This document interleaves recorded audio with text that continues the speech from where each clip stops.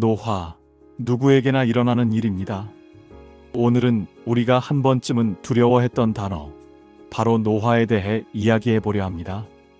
거울을 보면서 이 주름 언제 생겼지? 하고 놀란 적 있으신가요? 아니면 계단 오르다가 숨이 차서 나 이렇게 체력이 없었나? 하고 당황한 적은요? 우리 모두 그런 순간들을 경험합니다. 그리고 그때마다 조용히 생각하죠. 나도 이제 늙는구나. 노화는 누구에게나 일어납니다. 이건 피할 수 없는 자연의 법칙입니다. 시간이 흐르면 우리 몸도 변합니다. 피부는 탄력을 잃고 머리카락은 하얗게 변하고 근육은 줄어듭니다. 하지만 여기서 중요한 질문이 있습니다. 정말 중요한 질문이에요. 노화의 속도는 모두 같을까요? 아닙니다. 절대 아닙니다. 어떤 사람은 60이 되어도 활기차고 눈빛이 반짝입니다. 새로운 것을 배우고 여행을 다니고 사람들과 활발히 교류합니다.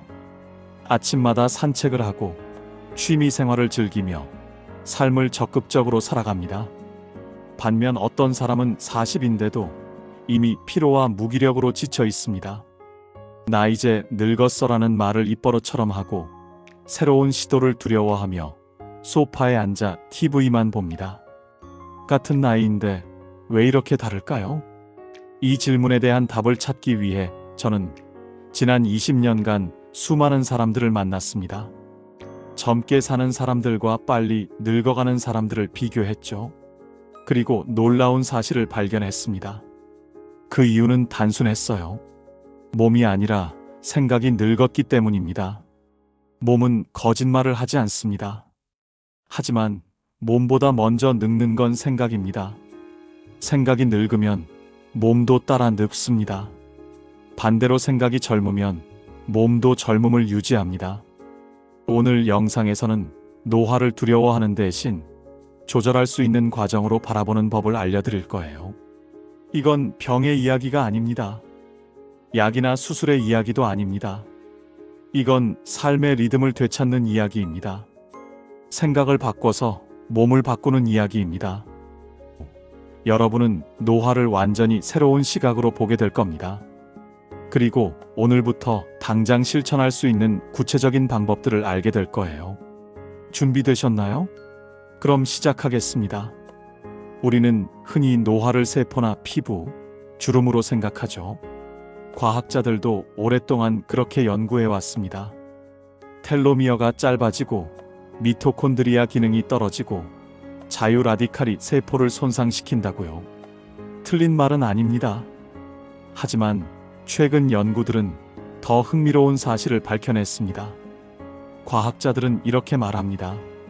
노화는 세포보다 먼저 행동 패턴에서 시작된다. 무슨 뜻일까요? 한번 생각해 보세요. 여러분의 일상은 어떤가요? 매일 같은 시간에 일어나서 같은 길로 출근하고 같은 사람들과 만나고 같은 음식만 먹고 같은 시간에 같은 TV 프로그램을 보며 비슷한 생각만 반복합니다. 편안한 일상이죠. 예측 가능한 하루입니다.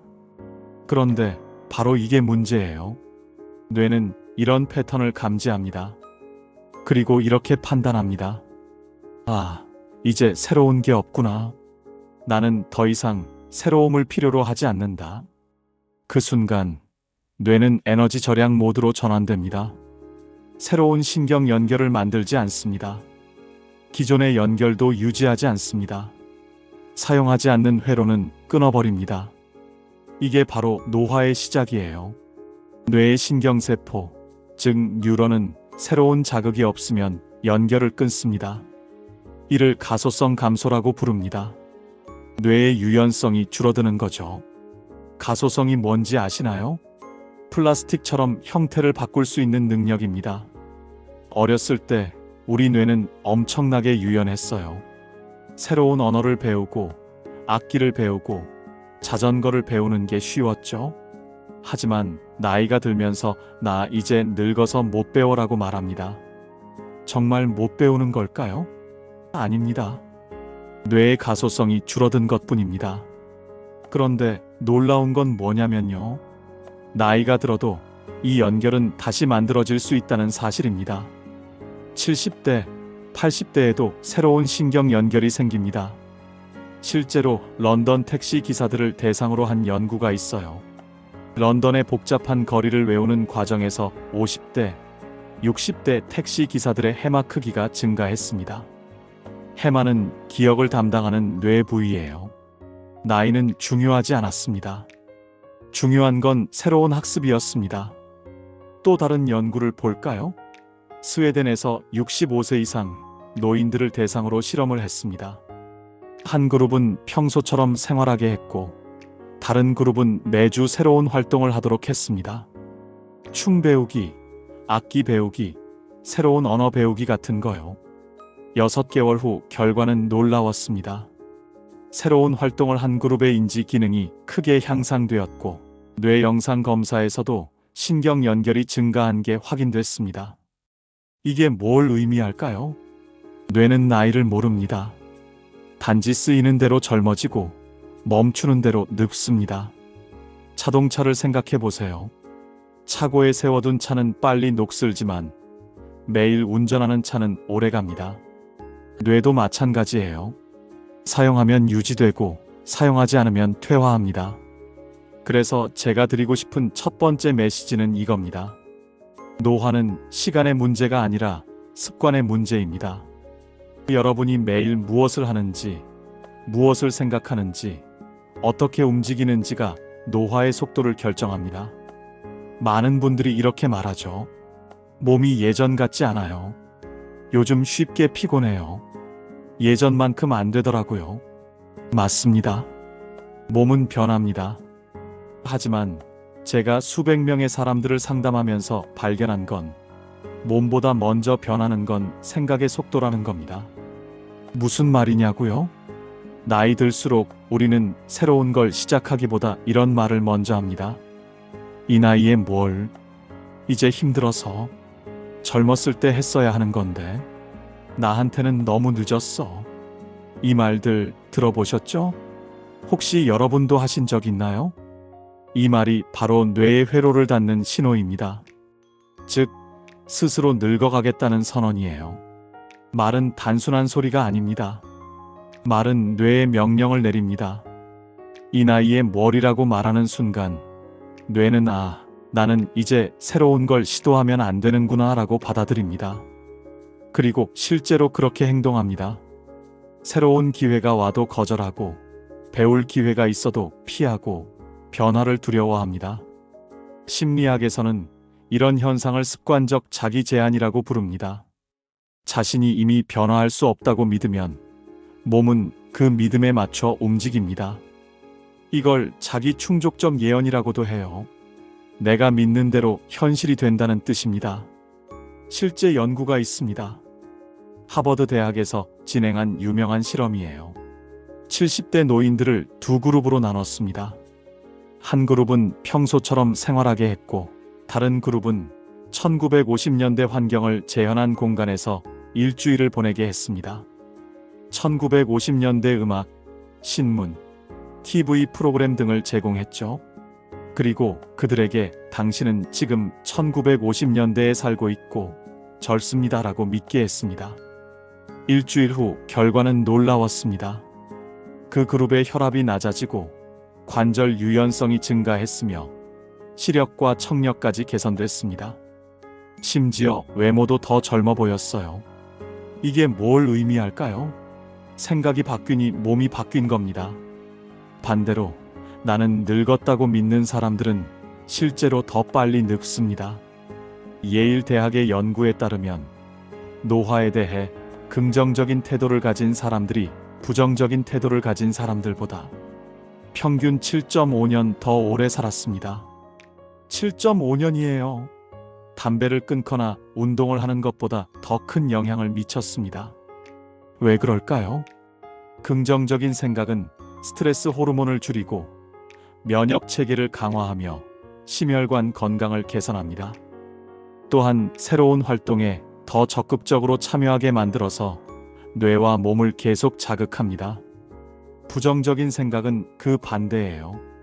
스트레스 호르몬인 코르티솔이 만성적으로 분비되고 이게 염증을 증가시키며 세포 손상을 가속화합니다.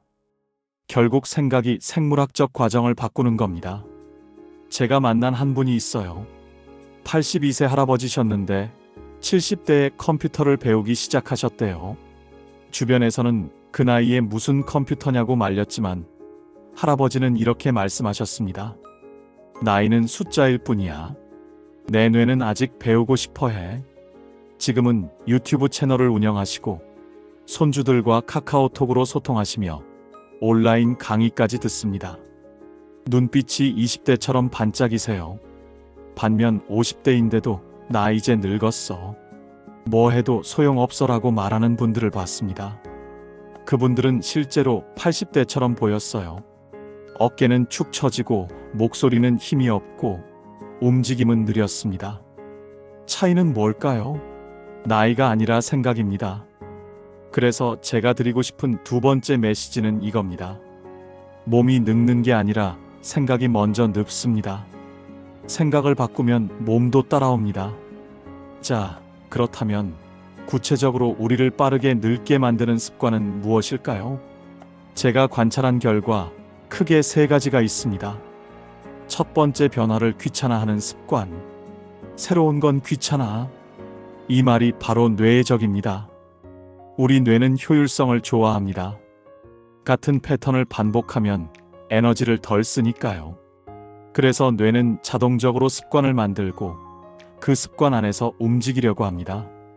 하지만 이게 계속되면 뇌는 새로운 연결을 만들지 않습니다. 사용하지 않는 신경회로는 가지치기 되어 사라집니다. 뇌는 새로운 경험이 있을 때마다 도파민을 분비합니다. 도파민은 보상 호르몬이에요. 좋아, 이거 재밌네 라는 신호입니다. 이 도파민이 세포 회복 신호가 되고 신경 연결을 강화합니다. 하지만 변화를 멀리할수록 도파민 분비가 줄어듭니다. 그러면 기억력이 떨어지고 감정 반응도 둔해지며 의욕도 줄어듭니다.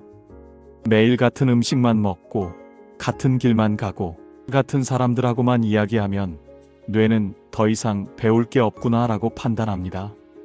그게 노화를 가속화시킵니다. 두 번째, 움직이지 않는 생활. 가만히 있는 건 휴식이 아니라 쇠퇴예요.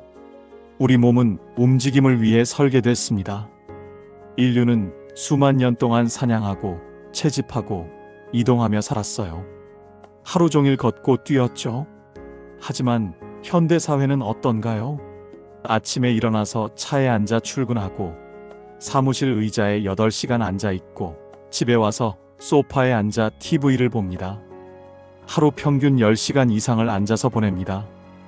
이게 무엇을 의미할까요? 움직이지 않으면 근육이 줄어듭니다. 30대 이후 매년 3에서 8%씩 근육량이 감소합니다. 움직이지 않으면 이 속도가 더 빨라져요. 근육이 줄면 기초대사량이 떨어집니다. 같은 양을 먹어도 살이 찌는 이유입니다. 혈류도 감소합니다. 혈액순환이 잘 안 되면 산소와 영양분이 세포로 제대로 전달되지 않습니다. 특히 뇌로 가는 혈류가 줄면 인지 기능이 떨어집니다. 앉아있는 시간이 길수록 사망 위험이 높아진다는 연구도 있습니다. 하루 6시간 이상 앉아있으면 심혈관 질환, 당뇨병, 암 위험이 크게 증가합니다. 하루 30분의 걷기보다 중요한 건 하루 중 얼마나 자주 움직이느냐입니다. 한 번에 30분 걷는 것보다 1시간마다 5분씩 일어나서 움직이는 게 더 효과적일 수 있어요. 작은 동작이라도 자주 하세요. 물 마시러 일어나기, 스트레칭하기, 제자리에서 걷기. 이런 작은 움직임이 혈류를 유지하고 근육을 깨웁니다. 세 번째, 자기 비하와 부정적인 자기 대화. 나는 이제 늙었어. 이제 뭘 해도 소용없지. 나는 안 돼. 다 늦었어. 이런 생각이 반복되면 몸은 스트레스 호르몬 코르티솔을 분비합니다. 코르티솔은 단기적으로는 필요한 호르몬입니다. 위험 상황에서 우리를 보호하죠. 하지만 만성적으로 높으면 문제가 됩니다. 코르티솔은 면역 체계를 억제하고 염증을 증가시키며 근육을 분해하고 뇌의 해마를 위축시킵니다. 이게 바로 세포 노화의 직접적인 원인입니다. 또한 부정적인 생각은 행동을 제한합니다. 나는 안 되라고 생각하면 시도조차 하지 않습니다. 시도하지 않으니 경험이 쌓이지 않고 경험이 없으니 더 자신감이 떨어지는 악순환이 반복됩니다. 결국 노화를 빠르게 만드는 건 생각의 언어예요. 말은 생각을 만들고 생각은 행동을 만들고 행동은 습관을 만들고 습관은 인생을 만듭니다. 이제 반대로 젊게 사는 사람들의 공통된 생각 습관을 알려드릴게요. 제가 20년간 관찰한 결과 70대, 80대에도 젊게 사는 분들에게는 명확한 공통점이 있었습니다. 첫 번째, 처음처럼 배우는 태도. 젊은 사람들의 가장 큰 특징은 호기심입니다. 이게 뭐지? 어떻게 하는 거지? 재밌겠다. 이런 태도를 가진 사람은 나이에 상관없이 젊습니다. 무언가를 배우려는 순간 뇌는 다시 연결됩니다. 새로운 음식을 시도하는 것, 새로운 길로 산책하는 것, 새로운 앱을 배우는 것, 새로운 취미를 시작하는 것. 이 모든 처음들이 뇌를 자극합니다. 제가 만난 75세 할머니는 70세에 유튜브를 시작하셨어요. 요리 채널이었는데 영상 편집을 직접 배우셨대요. 처음엔 정말 어려웠지만 손주에게 물어보고 온라인 강의를 보면서 하나씩 배우셨답니다. 댓글에는 할머니가 저보다 더 젊으세요라는 말이 가득합니다. 작은 호기심이 뇌의 회춘제입니다.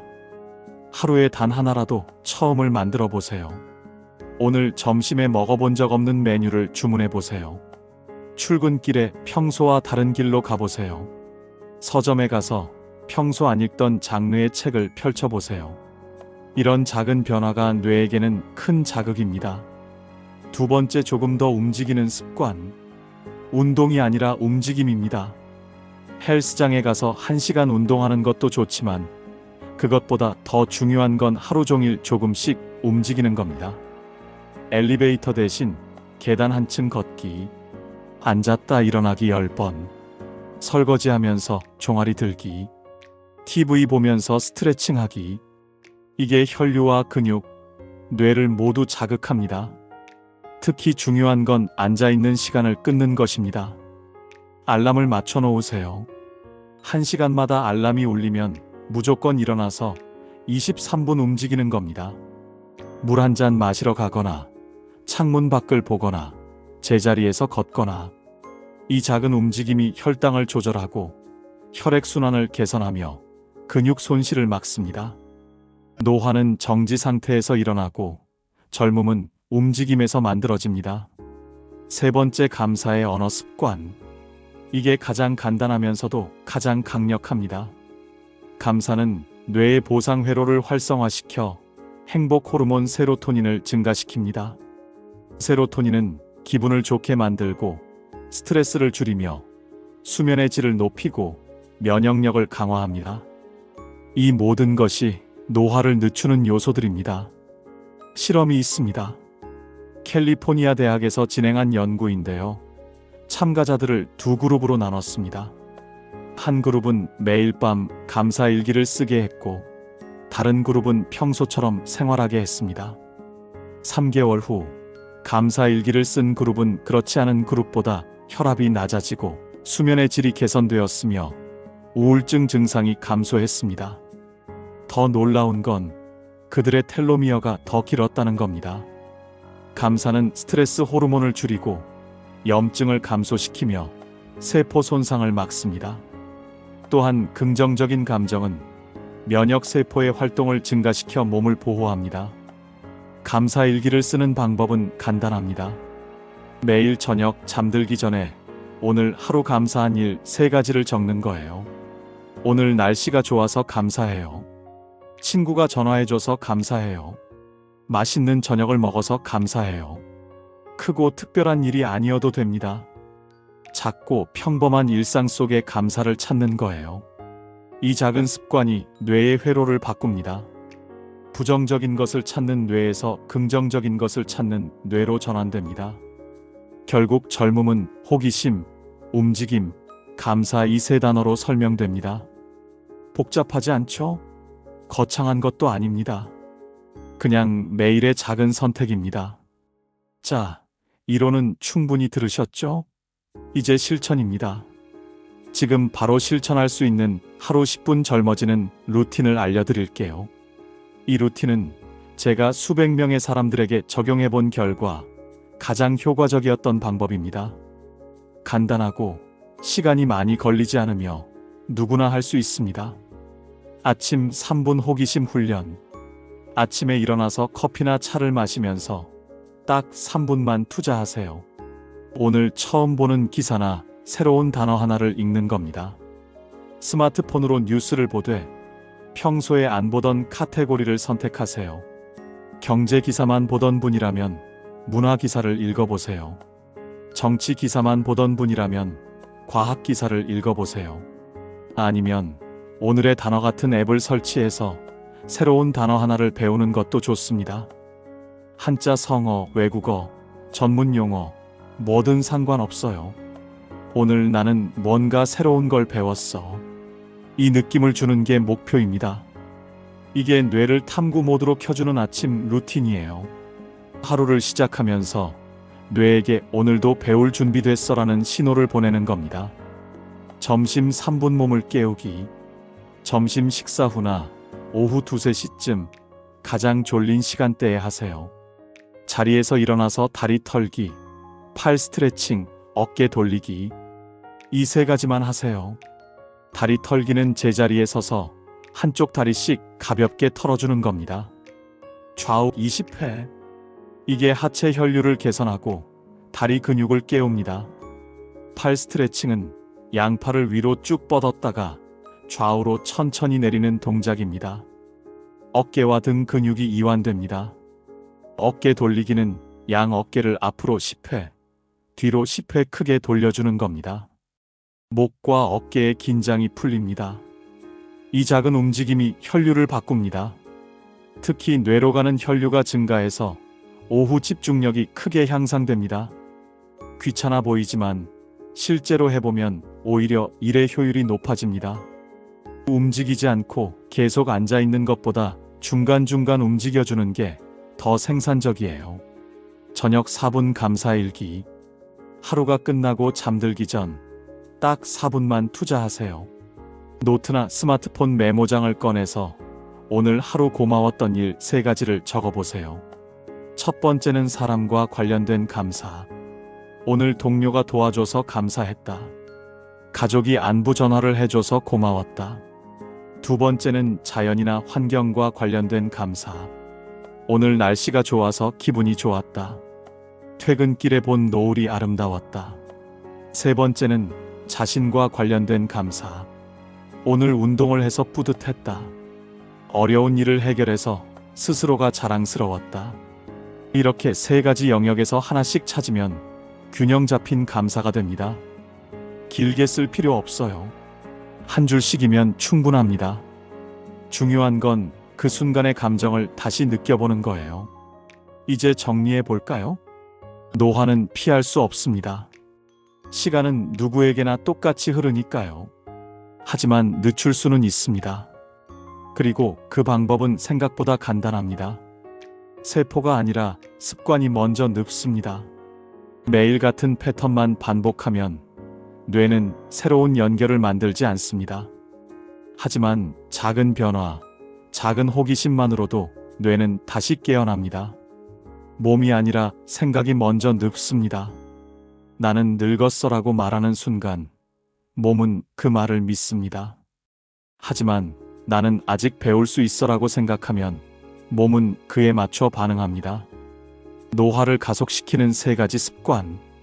변화를 귀찮아하는 습관, 움직이지 않는 생활, 자기 비하와 부정적인 자기 대화. 이 3가지를 조심하세요. 노화를 늦추는 3가지 생각 습관. 처음처럼 배우는 태도, 조금 더 움직이는 습관, 감사의 언어 습관. 이 3가지를 실천하세요. 그리고 하루 10분 젊어지는 루틴. 아침에 호기심 훈련, 점심에 몸 깨우기, 저녁에 감사일기. 이것만 해도 충분합니다. 몸이 아니라 생각이 먼저 늙는 시대. 이제는 습관을 바꿔야 합니다. 새로운 하루를 반기고 조금 더 움직이고 감사하며 잠드는 사람들, 그들이 진짜 젊은 사람입니다. 차이는 뭘까요? 선택입니다. 매일 아침 일어나서 어떤 생각을 하는지, 어떤 말을 하는지, 어떻게 움직이는지, 무엇에 감사하는지. 이 작은 선택들이 모여서 노화의 속도를 결정합니다. 오늘 영상이 여러분의 회복의 리듬을 되찾는 시작이 되길 바랍니다. 노화는 운명이 아니라 선택입니다.